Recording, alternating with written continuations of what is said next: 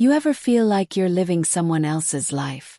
Like you're just going through the motions in a house that doesn't quite feel like home anymore? That was me, until the day he showed up. With one look, he unraveled everything I thought I was and everything I'd promised I'd never become. I opened the door, and there he was, 6 feet of temptation in a worn navy jumpsuit. His tool bag slung over one shoulder.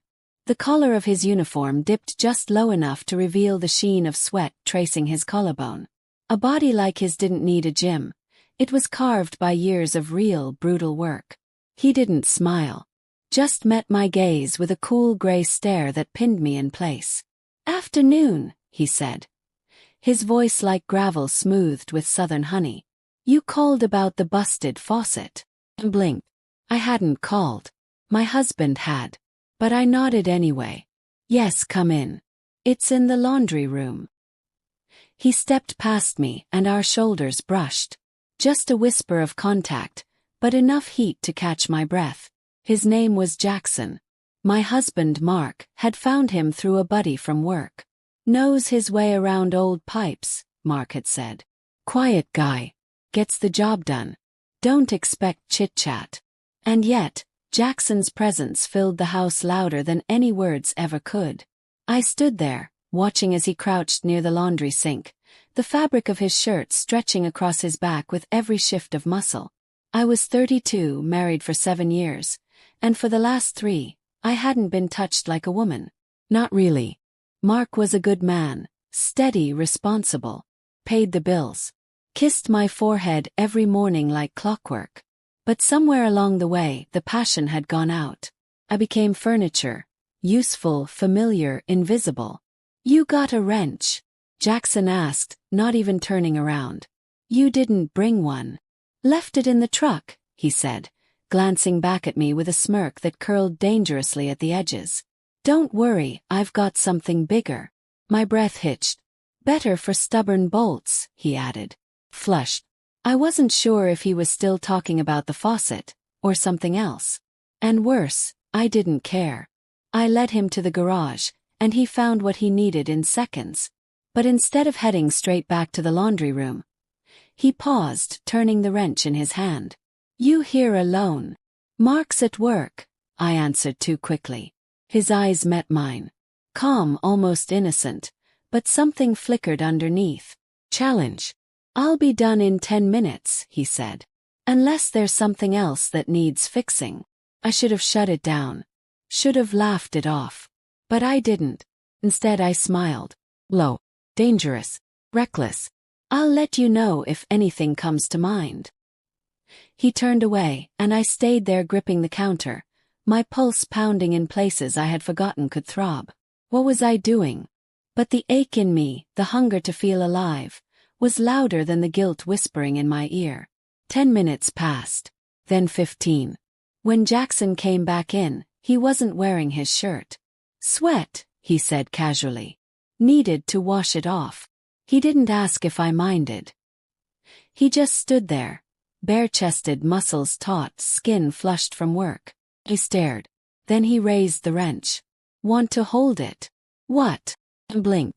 "The wrench," he repeated with a smirk. "Big, heavy, shiny. Not everyone can handle it." I should have laughed. Should have rolled my eyes. But I didn't. I reached out.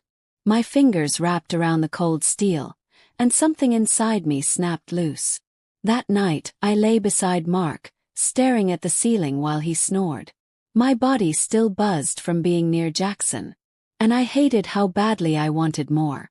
3 days passed before I caved. I sent one text. "Hey. The faucet's dripping again. Think you could take another look?" Regret came fast. But 10 minutes later he replied. "Be there at 4. Hope you can handle the pressure this time." That bastard. I spent hours getting ready for a plumber. Makeup loose top, no bra. Just enough perfume to ask a question without saying a word. When he arrived, he wasn't in uniform. Just a black tee clinging to his chest, jeans slung low on his hips, and that crooked smile that lit something dangerous in my stomach. "Leak giving you trouble again?" he asked, his eyes sweeping down my body. "Yeah," I murmured, stepping aside. He didn't waste time with small talk. Just moved through the house like he belonged there. When he knelt by the sink again, he asked, "Hand me the wrench." I picked it up, knelt beside him and passed it. Our hands touched. Just a second.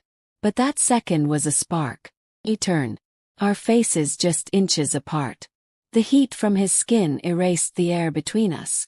"Jack," I whispered. He kissed me, hard, hungry, like he'd waited too long and didn't care who knew. My hands pulled him closer. Clothes came off. We didn't make it out of the laundry room. His touch was rough, certain. Every inch of me burned under his hands. And yes, he was big. But more than that, I wanted to be undone. After, he dressed in silence. "I'll send you an invoice," he said at the door. That was it. You knew what this was. Then he left. I stood there, heart pounding, shame rising. But under the shame was desire. I told myself it was over. I lied. The next weekend I texted him again. "You left your rag. Thought you might want to come pick it up." He replied, "You sure that's all you want me to come for?" I didn't bother with makeup this time. Didn't pretend. He walked in without knocking. I met him in the hallway. No words. He pushed me against the wall and kissed me like I was air. His hand slid under my shirt fast, claiming. We didn't make it to the bedroom. We didn't need to. That time was desperate, rough, real. And afterward he looked at me and said, "You shouldn't keep calling me." "I know. But you will, won't you?" I didn't answer. And yes, I did. Every time Mark left for work, I counted the hours. Jackson became a habit, an addiction. Until one day he changed. He didn't kiss me. Didn't touch me. "You think this ends well?" he asked, leaning against the counter. "You're more than just a mistake." "No," I said. "I'm really not." And then he left. The day everything came crashing down was a Tuesday. Mark sat me down. Quiet." "I know," he said. I couldn't speak. He didn't yell. He didn't cry. "I saw how you looked at him that first time," he said. "Then you stopped looking at me like that." I couldn't lie. There was nothing left to protect. He asked one question. "Did you love him?"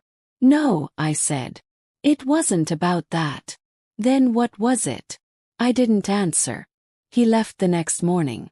Quietly. Just like Jackson. Later I texted Jackson. "It's over. He knows." He never replied.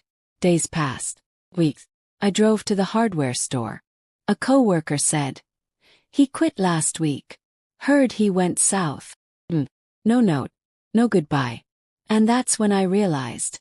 Jackson was never mine to keep. He was a mirror, showing me everything I tried to bury. I wasn't a victim. I wasn't a heroine. I was a woman who had everything, and still set fire to it. But in the ashes I found something else. The truth.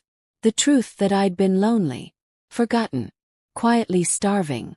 Jackson wasn't the problem. He was the spark. Mark was the collateral. And me. I was still here. 3 months later I signed the divorce papers. No drama. Just silence. I never heard from Jackson again. Not on my birthday. Not even on Christmas. And somehow that was the closure I needed.